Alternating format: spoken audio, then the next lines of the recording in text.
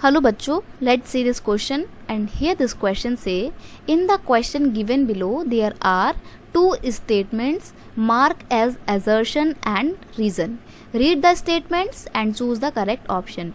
Question आपसे बोल रहा है कि ये जो आपको यहाँ पर एजर्शन और रीज़न दिए हैं ये दो क्वेश्चन हैं, यानी कि दो स्टेटमेंट एजर्शन की हैं, दो स्टेटमेंट रीज़न की हैं. इन दोनों क्वेश्चन के आपको आंसर बताने हैं. मैं मार्क कर देती हूँ. ये रहा आपका फर्स्ट क्वेश्चन और ये रहा आपका सेकंड क्वेश्चन. तो पहले हम फर्स्ट क्वेश्चन को सॉल्व करेंगे. फर्स्ट क्वेश्चन का ये रहा पोर्शन, सेकंड क्वेश्चन का ये रहा पोर्शन. तो फर्स्ट क्वेश्चन क्या है?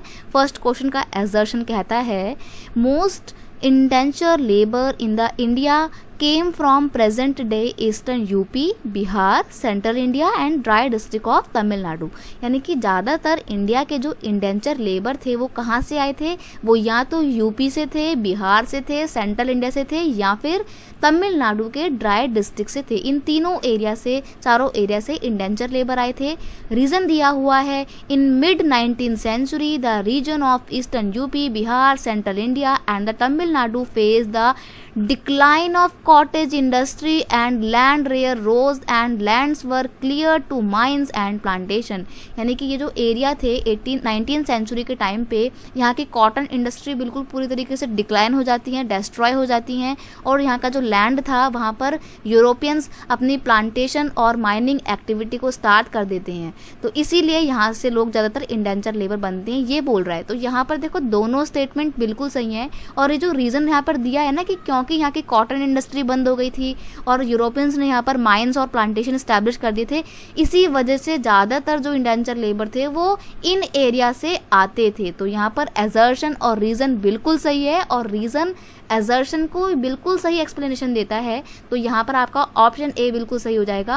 यानी कि क्वेश्चन नंबर 1 का ऑप्शन फर्स्ट बिल्कुल सही आंसर है. एक्सप्लेनेशन देख लो. In India indenture workers were hired under 5 year contract. अभी जो इंडेंचर लेबर थे ना इनको 5 ईयर्स के कॉन्ट्रैक्ट के बेस पर हायर किया जाता था कि आपको यहाँ पर इस एरिया में 5 साल तक काम करना है, आप फिर इस प्लांटेशन एरिया में ही रहेंगे और आपको आपके घर जाने की अलाउ या परमिशन नहीं दी जाएगी. तो ये कॉन्ट्रैक्ट के बेस पे ये वर्कर काम करने के लिए यहाँ पर आते थे और ये मजबूरी में आके काम कर रहे थे. इनकी कोई इच्छा नहीं थी काम करने के लिए, लेकिन वो तो इनके पास कोई काम धंधा नहीं था, कॉटन इंडस्ट्री बंद हो गई थी और जो उनका लैंड था जहाँ पर ये खेती करते थे वो यूरोपियन ने प्लांटेशन एरिया में कन्वर्ट कर दिया था. तो कुछ ना कुछ तो करना था ना कमाने के लिए. तो ये लोग बेचारे ज़बरदस्ती जो है इंडेंचर लेबर बनते हैं. लेकिन ये सिस्टम बहुत ही क्रूअल होता है, बहुत ही इनह्यूमन होता है. That's why finally it was abolished in 1921. Next question है आपका. एजर्शन बोलती है सेकंड क्वेश्चन की कि Europe emerge as the centre of world trade in 19th century. 19th century में जो यूरोप था वो वर्ल्ड ट्रेड के सेंटर के तौर पे निकल के आता है. यूरोप जो है वो वर्ल्ड ट्रेड का सेंटर बन जाता है. ओके, ये बिल्कुल सही बात है. नेक्स्ट है reduce importance of China and India in world trade and the emergence of America pushes the center of world trade westwards. यानी कि बोल रहा है कि 19th century में यूरोप सेंटर निकल के आता है वर्ल्ड ट्रेड का, इसलिए क्योंकि चाइना और इंडिया की जो पोजीशन थी, जो उनकी इंपॉर्टेंस थी वो रिड्यूस हो जाती है, कम हो जाती है और अमेरिका की खोज के बाद से ये जो ट्रेड होता है ना इसका सेंटर जो है वो यूरोप की ओर खिसक जाता है, वेस्ट वर्ल्ड की ओर शिफ्ट हो जाता है. तो यहाँ पर दोनों बिल्कुल सही स्टेटमेंट है और रीज़न जो दिया हुआ है ना ये बिल्कुल सही तरीके से एजर्शन को एक्सप्लेन करता है कि क्यों सेंटर बना यूरोप. क्योंकि इंडिया और चाइना की जो पोजीशन थी उसमें कमी आती है और अमेरिका की खोज के बाद से इस ट्रेड का सेंटर यूरोप बन जाता है. तो बिल्कुल एजर्शन और रीज़न बिल्कुल सही है और रीज़न एजर्शन को बिल्कुल सही ढंग से एक्सप्लेन करता है. इसलिए सेकंड क्वेश्चन का आपका फर्स्ट ऑप्शन बिल्कुल सही होगा कि both assertion and reason are true and reason is correct explanation of ए.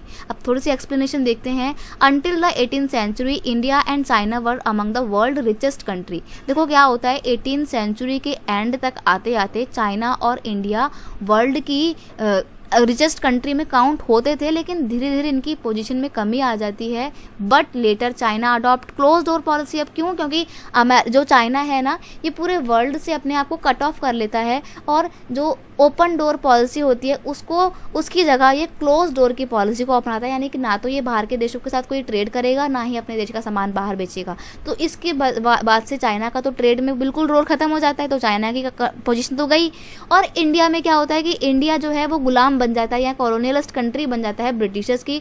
तो ब्रिटिशर्स जो है वो इंडिया के रिसोर्सेज को एक्सप्लॉइट करना शुरू कर देता है, तो इंडिया की पोजीशन भी कम हो जाती है। तो ये रीज़न थे कि क्यों इंडिया और चाइना इस वर्ल्ड ट्रेड के पूरे पायदान से बाहर हो जाते हैं और यूरोप सेंटर बन जाता है। तो सेकंड क्वेश्चन का आपका फर्स्ट ऑप्शन बिल्कुल सही है। और इस तरीके से हमने ये देखा कि क्वेश्चन नंबर 1 और 2 दोनों का ही ऑप्शन ए बिल्कुल सही आंसर है। I hope you understand it well. Best of luck.